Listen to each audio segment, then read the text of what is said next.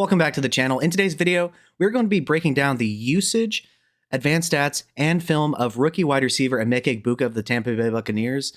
Now, one thing to mention here is that my Patreon members are going to get additional film breakdowns added of Emeka Egbuka, and then they're also going to get my opinions as to what I think he could be at the next level and a player that I think he strongly resembles and that I think we could expect similar production as in the future.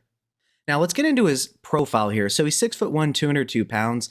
6'1" is decently tall for a wide receiver. It's definitely not short, but not on the high end of size either. But being 6'1", 202 pounds, that's a pretty solid frame. Definitely not thin and wiry like some wide receivers.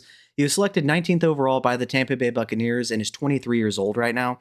So he was not an early declare, and typically we want our guys to be early declares, but he did deal with some injuries during his true junior season, so it kind of makes sense. And, you know, he also played along the likes of, Garrett Wilson, Chris Olave, Jackson Smith and Jigba, Marvin Harrison Jr., and even now Jeremiah Smith, and even Carnell Tate.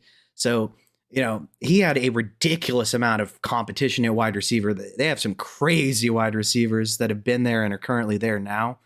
Now, as far as his athleticism goes, I'm not sure where Player Profiler gathered this because I know he did not run a 40-yard dash during the combine. And I don't think he did one for a pro day, but I could be mistaken. But nonetheless, they have him at a 4.50, which is 68th percentile. And height and weight adjusted, that's a 98.5 speed score, which is also 68th percentile.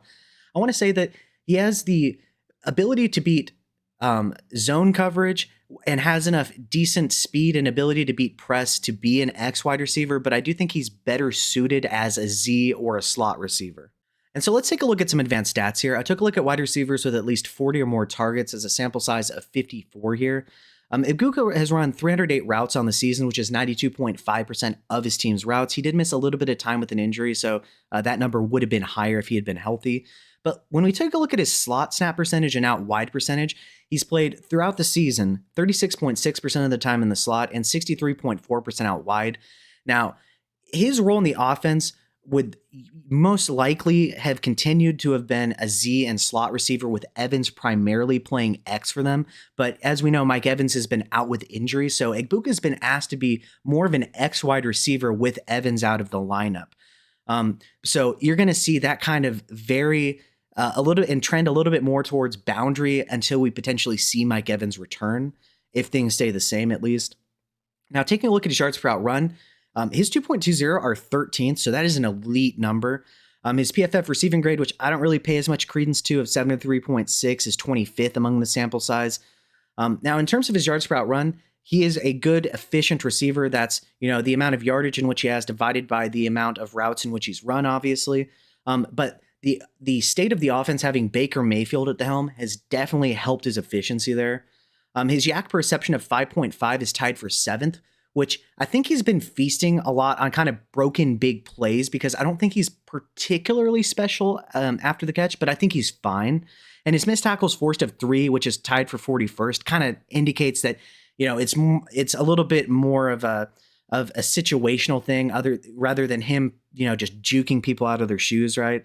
Now, his contested catch percentage has been very, very poor, actually. He has 6 out of 19 per PFF. That's 31.6%. I believe Player Profiler has him at about 20%. So regardless as to the specific number, it's not a very good percentage. We're going to take a look at the film and see kind of what's happening with that in a little bit. Now, his targets of 74 is 8.2 per game. That's solid, relatively elite in terms of the volume in which he's been getting. His receptions of 40 and 4.4 per game. It's not necessarily the best efficiency, but we'll take a look at where he's being targeted a good amount of the time and kind of potentially explain that. His yards of 677 and 75.2 per game is a great number for a rookie, and he has 6 touchdowns, which is 0.6666 repeating, which, you know, rounded up is 0.7 a game. That is a great number, but one thing to remember is touchdowns generally aren't a sticky stat. Further looking into some more advanced stats, this time from Player Profiler, his explosive play rate of 131.6 is 3rd among all wide receivers, suggesting he is making a ludicrous amount, being 15 explosive plays. And explosive plays per them are defined as receptions of 20 or more yards or rushes of 15 or more. He has been a big play threat, make no mistake about it. Now, in terms of his more advanced stats, his first downs per out run of .086 ranks 39th. That's not remarkably impressive, but that's a solid number. They have his yards per out run at 2.23, which is 16th, also a solid number. His formation adjusted yards per out run of 1.88 is 15th. That's a great number. His receptions, receiving yards are obviously the receptions. He hasn't really converted as many of those targets into receptions for a variety of reasons.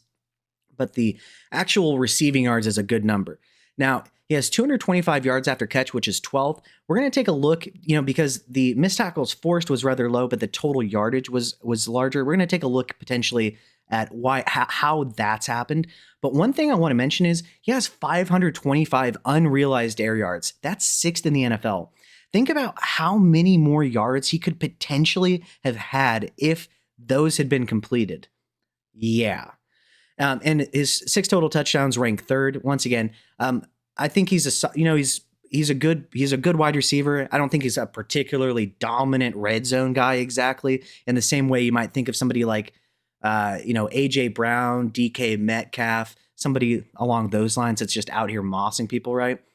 But he has 977 air yards, which is 6th in the NFL. We like that. His air yard share of 37.7% is 11th. That's also a great number.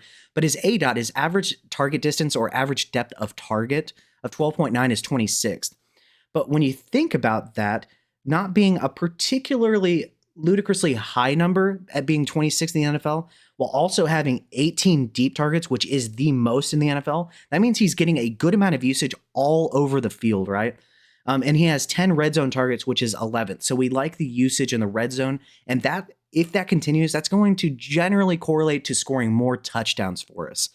And so what we have here is somebody that is producing explosive plays at a significantly high rate, while also at the same time having 525 unrealized air yards that were not completed that could have been added to this total and potentially more with yards after the catch, right? And yet, still after the catch, he has the 12th most yards after catch, yet not exactly a ton of forced missed tackles. Well, those numbers suggest that he is playing well, and the backstory, the background being that he's playing with Baker Mayfield, a potential MVP candidate, even though that's kind of gone away somewhat recently with his kind of struggles before the bye. But it's a positive offensive environment. He's had some injuries to other players in his receiving core that's allowed him to step up more so as their number one wide receiver. But how is he actually playing? Is he really being the real deal, complete package number one wide receiver? Let's take a look at some film. And I want to give a special shout out to my Patreon members. Thank you to Big Hunt, SP, Mage Jack, Infamy MTG, AOYOB, and The Dawn. Without your support, this would not be possible. As you're probably well aware, if you've been watching my videos for a while, I cannot get monetized because of the film breakdowns I do, and even just the little videos I have where I have clips of plays in them. They get demonetized every single time, making it, therefore, impossible to collect any revenue. So, obviously, your support is greatly appreciated. And if you are so inclined to become a member, the perks would be you will get access to a private Discord where we have both a real life and fantasy football chat, as well as a voice chat if you just don't want to have to type a bunch of stuff. I'll also give you detailed roster breakdowns and roster reviews where we talk about the strengths and weaknesses of your team. Then we kind of break it down further by looking into the scoring settings themselves and the starting lineup requirements to help you build the best team to help you dominate for years to come. In both Dynasty and then in Redraft, obviously, I'd help you with a good, solid game plan, especially if you know where you're drafting from. Then also give you detailed trade advice based on your specific league settings to help you dominate. Also give you access to private live streams and the ability to not only see videos at least one day early, but also the ability to suggest videos that you would like to be created. So if you would like to support the channel, I would really appreciate it. If not, just please like and subscribe. Let's get back to the video. All right, so we're taking a look at Egbuka's first game here, right? So he's going to be running a deep crosser. You're going to get a vertical route by Evans where he first sells inside before heading outside. Then you're going to get the tight end here pretending to block before running a bit of an angle route. You're going to get play action to Bucky, who's then going to leak out. As far as the Falcons defense, you might think that they're in potentially some kind of cover 1, cover 3. It's actually a clever coverage. It's going to be a cover 2 invert, where you have your cornerbacks on the outside in deep halves. You're going to have a robber over the middle, and then Jesse Bates' safety is also going to be over the middle. You're going to have some other players from them drop down in short coverage as well. But on this play, the best route against this is going to be Egbuka's crosser, because it's going to be behind the zones in the short area of the field, but between the two safeties in the deep halves. And so watch what happens. First of all, on Egbuka's part, I like how he's going to try to not give away to Jesse Bates what he's doing. He's going to try to run right by him, but then as soon as he gets behind him and out of his line of vision, that's when he's going to begin his cut. He's going to look back for the ball because he is smart. He understands that his route is the route that should beat this coverage. So make no mistake, he knows that he should be getting the ball unless, some terrible lapse in coverage, on Mike Evans' side potentially happened, right? So he's going to track the ball. It's a beautiful ball from Baker Mayfield. I mean, look at that. Barely over the fingertips. Good hands, turns upfield immediately, fights for the touchdown. And this is his first game.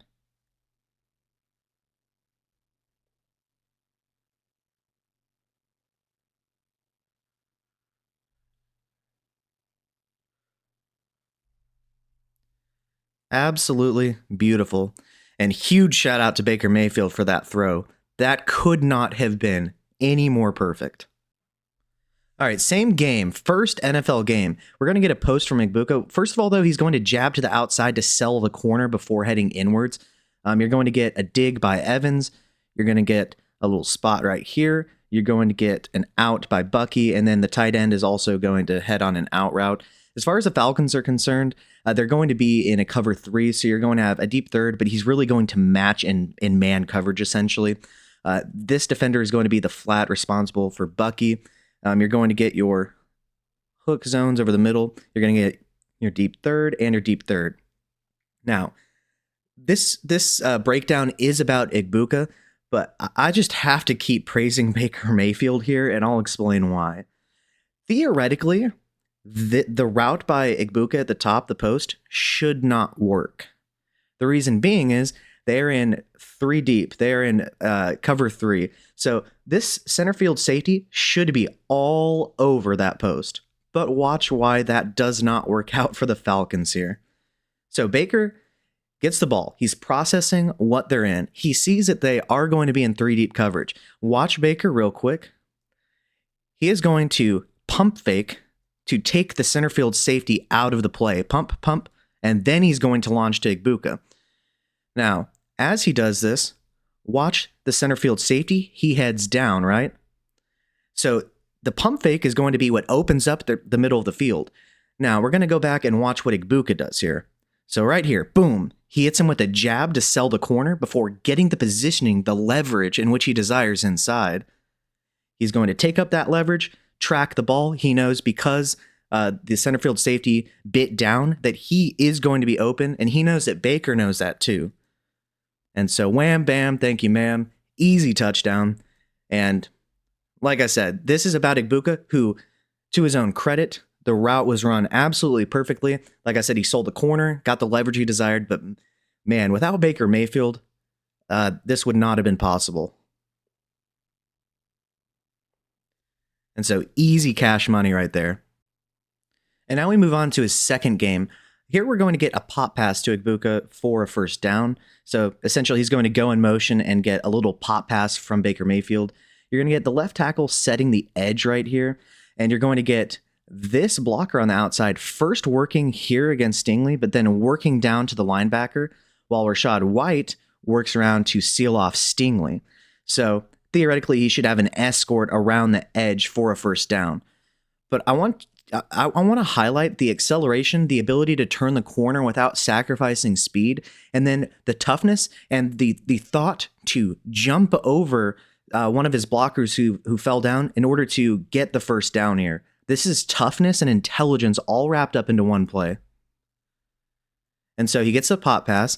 As you can see, the left tackle here is going to set the edge here. You have Rachaad White working down, and at first you have this lead blocker, first of all, trying to push off Derek Stingley.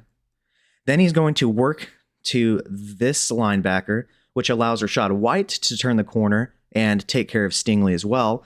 Meanwhile, if you take a look at Egbuka, He is going to turn the corner without sacrificing any speed, head directly upfield because you want to get vertical. And then he's going to jump over Rashad White, who fell down, spin around, and get the first down on this play. So once again, toughness, good vision, good speed, and especially the ability to accelerate while, changing direction around the corner and get vertical. Really good stuff from Egbuka here.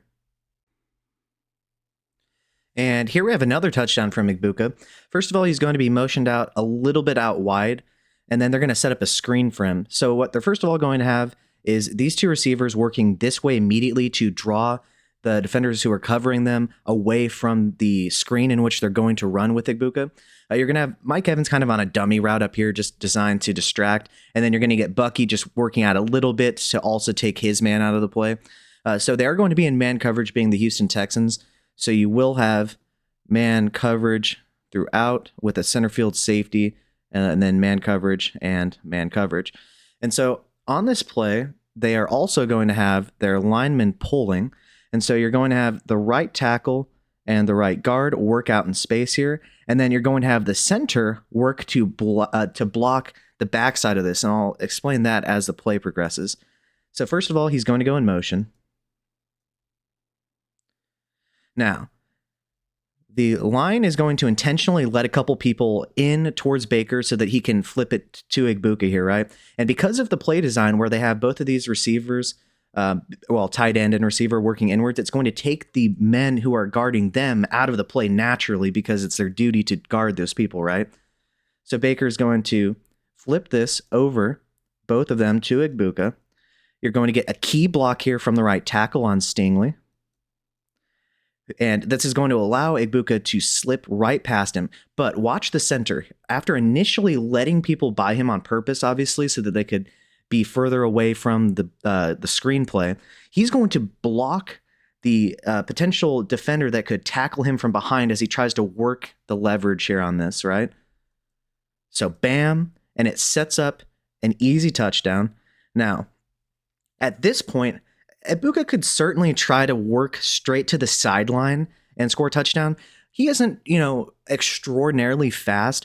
So, I think he's smart and he understands that. He's plenty fast. It's not that he's slow or anything. But watch what he does here.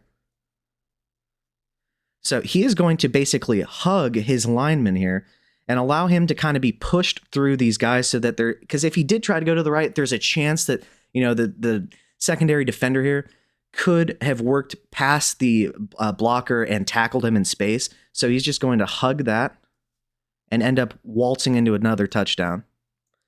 And so it's a beautiful play design, like I mentioned. And I really like how creative they're being with him. They're sending him down the field, allowing his route running to take place, but they're also giving them easy touches, the gimme stuff that, somebody like Marvin Harrison just never, ever, ever gets. He has to work so hard for everything he gets. And this is just, I personally think that, Grizzard is just a significantly better coordinator than Petzing is. But yeah, this is just such good stuff to see.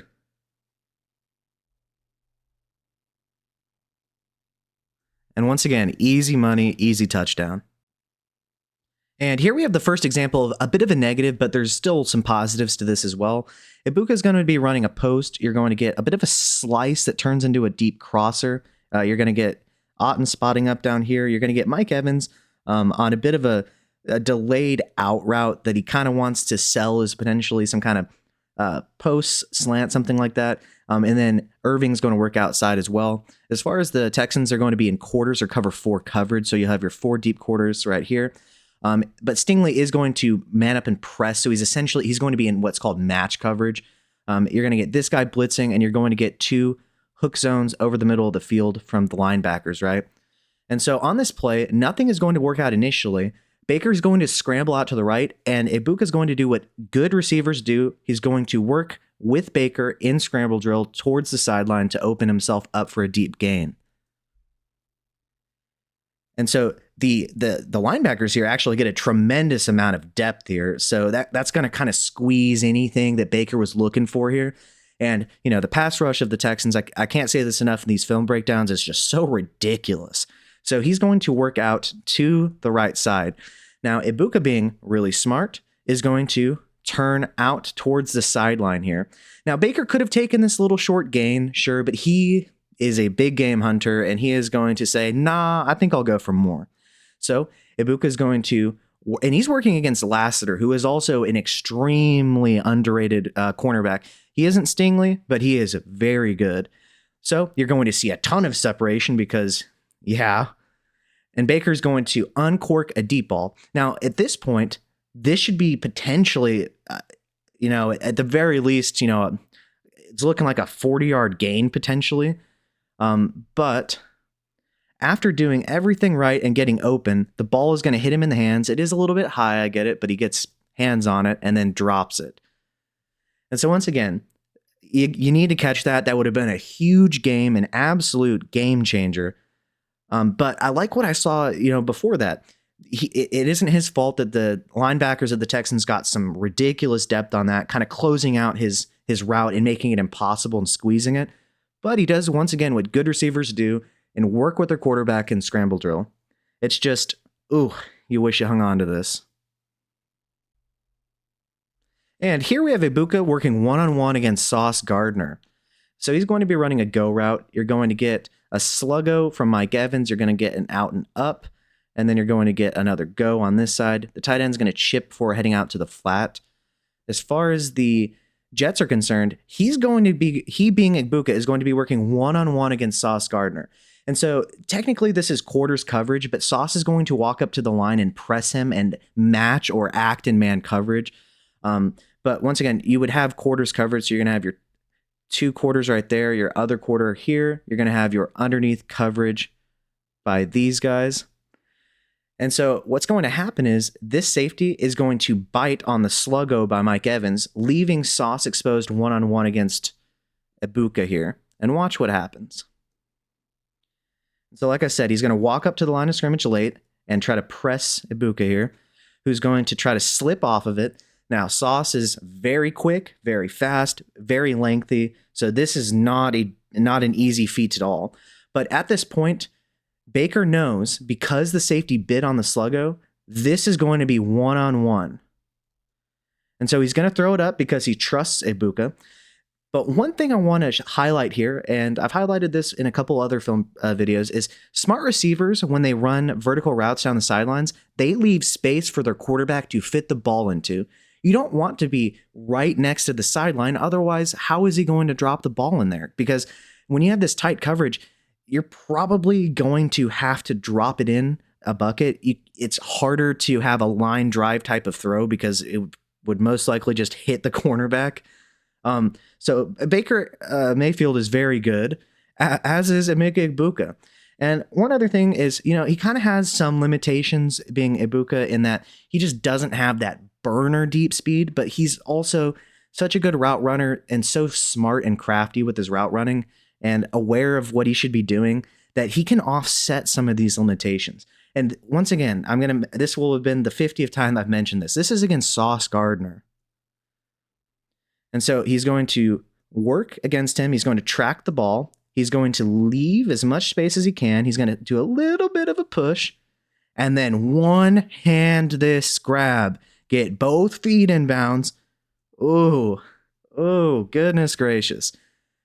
Absolutely beautiful stuff. And this is part of why he was a first-round pick and absolutely worthy of it. Look at that. Yeah, so that is wide receiver 1 right there.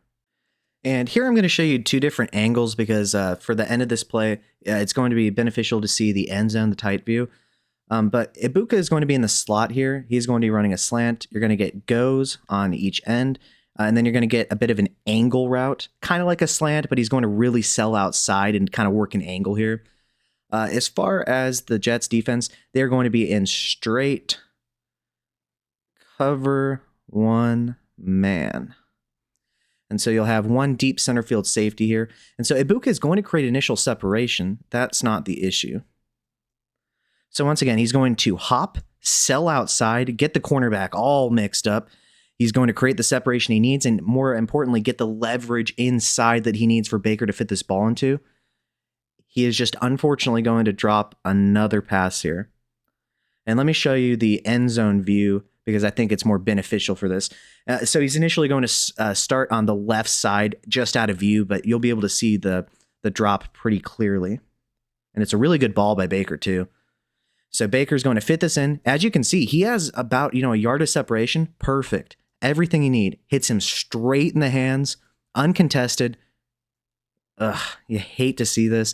And this is, a couple times now we've seen drops that are really just kind of inexcusable in my opinion. This is by far the worst in my opinion. And now everybody drops a football. Your favorite receiver has dropped an easy pass before. So he's obviously in no danger of being benched. And it's not something it's not been so egregious so far that it's something to be really concerned about. But this one in particular is pretty inexcusable if we're being honest.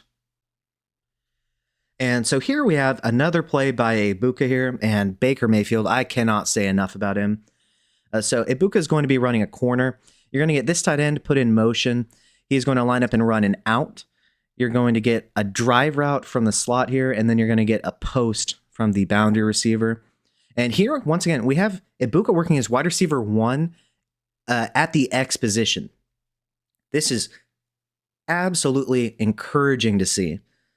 So as far as the Jets, they are going to be in cover 3, except they're disguising it a bit right now, who's going to be in what position on the defense. So you're going to have a deep third and deep third on the boundary. This safety who's lined up a little bit closer to the line of scrimmage is actually going to turn into the deep third, and you're going to get a robber underneath. And then you're going to have 2 of these standing linebackers that are towards the line of scrimmage also working in hook zones over the middle. So this play is going to be possible because of Egbuka, to be fair, but also Baker Mayfield. I cannot praise this guy enough, and I'll explain as the play goes on.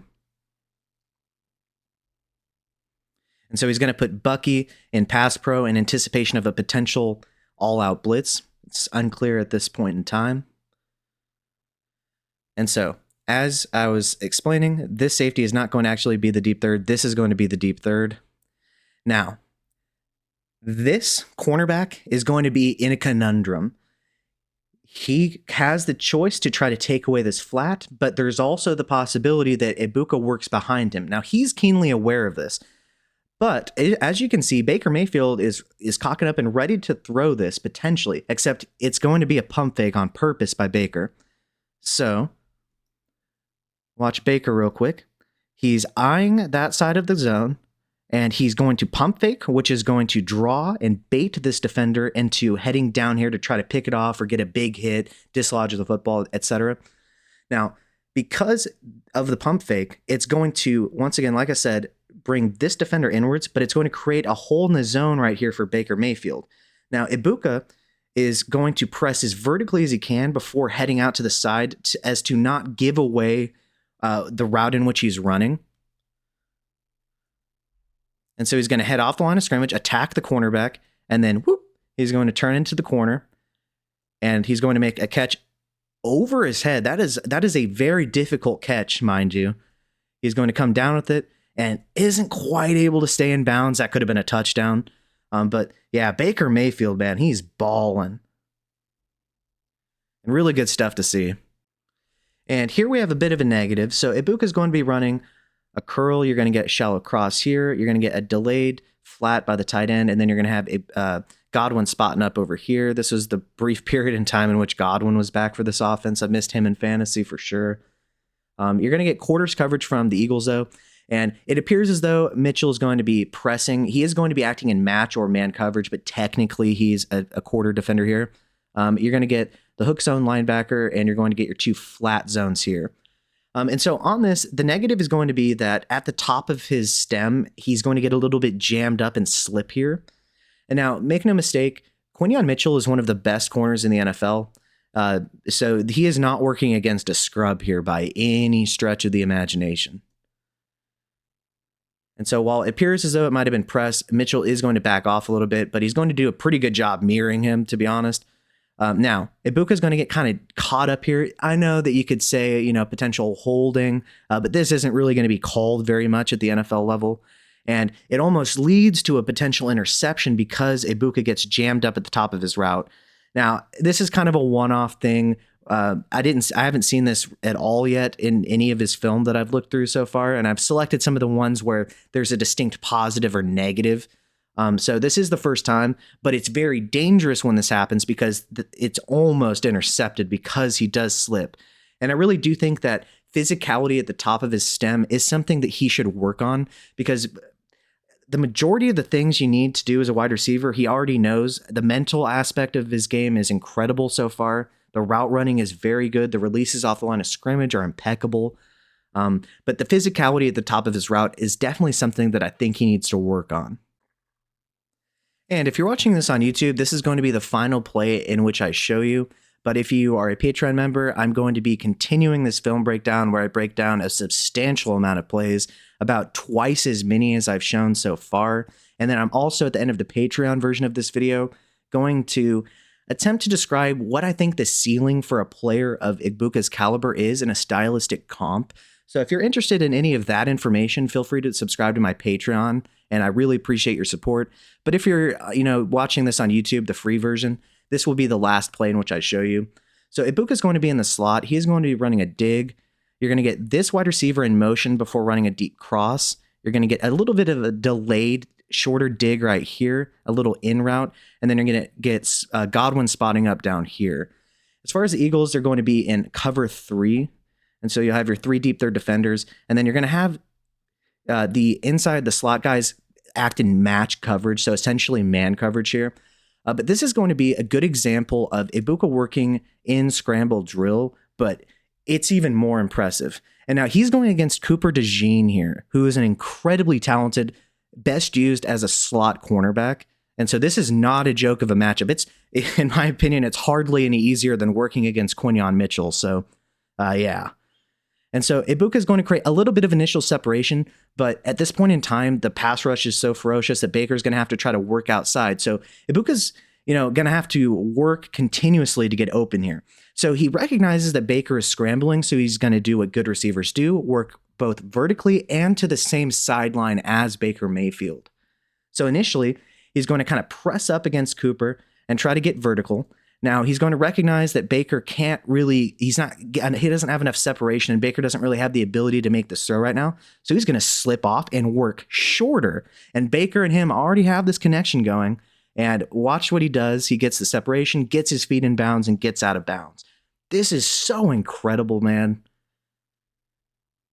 He is the typical Ohio State first-round wide receiver. As polished as it gets, intelligent, crafty, knows how to do just about everything that you need to do to be successful at the NFL level, and just a really good player all around. So once again, thank you if you're watching this on YouTube. If you are a Patreon member, I'm going to be continuing the film breakdown where we look at several more games of footage here, break down some more of his strengths and weaknesses, and then I'm also going to try to come to a conclusion as to what type of ceiling a player like this has in a good stylistic comp. So once again, thank you to the guys and girls on YouTube who are watching this, and I hope you have a good day.